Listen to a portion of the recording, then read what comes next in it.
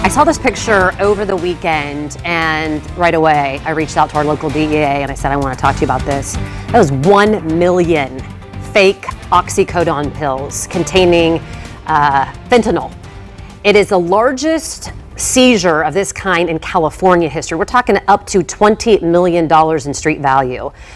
It could kill a lot of people. Mike Gannon is the Assistant Special Agent in charge at DEA Indy, and he's here to talk about that and a little bit more about what we're doing here, not we, but you are doing here in Indiana to stop this. We have you here a lot because I have a lot of moms and dads and brothers and sisters and family that are reaching out saying fentanyl is killing us.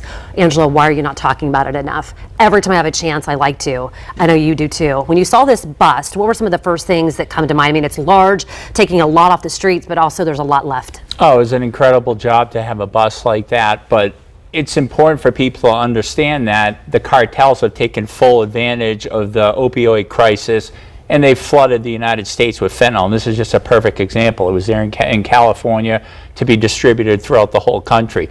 And here in Indiana, in the last couple of years, we've seized hundreds of thousands of pills, and it just hasn't slowed down. And our job is to go out there and dismantle these drug trafficking organizations and hold the people accountable that are doing this.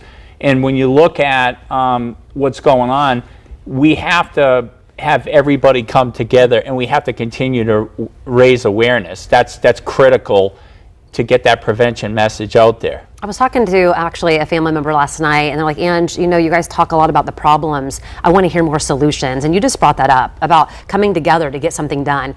I want to take a second before I talk about another part of what you guys are doing. What can we do? I mean, it just seems like it's so overwhelming. We're hearing that it's flooding, it's coming in. Everything is right in front of our kids' faces and adults.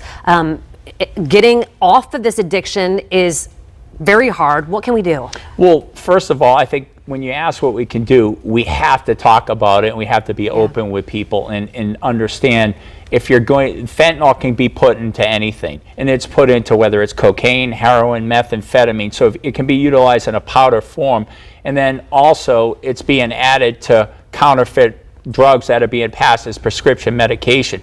So we first and foremost have to have that conversation with our kids each and every day, never to take a prescription pill unless you were going to a doctor and they prescribed it for you and there was a medical necessity for you to take it. You don't want to get that from a friend or someone off the street, because you have to assume it's being laced with fentanyl. And when we talk about fentanyl, just 2 milligrams, enough to fit on the tip of a pencil, is a lethal dosage unit.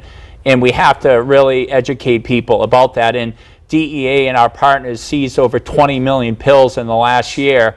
And when you look at that, 4 out of every 10 had a potential fatal dosage unit. So we have to raise that awareness, and we have to make sure people understand that they're risking their life every time they would take that. We're almost out of time, but I do want to bring up one of the stories that we had followed here. A gentleman, Nathan May, he was one that overdosed and died. Yes. His mom really fought for an arrest of the person that she knew sold the drugs, or felt like she knew. You guys got involved in that case, and that's her son, Nathan May.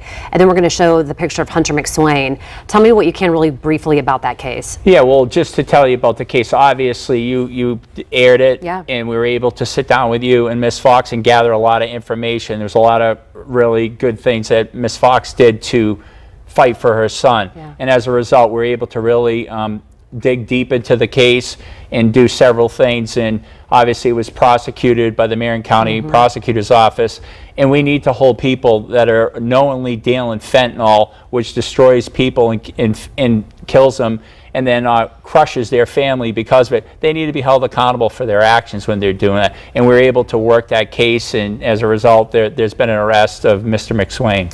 Mike Gannon, thank you always for coming in and talking about it. Something I don't think we don't talk about enough. So well, good thank to see you so much for having me. Always a pleasure. Yeah.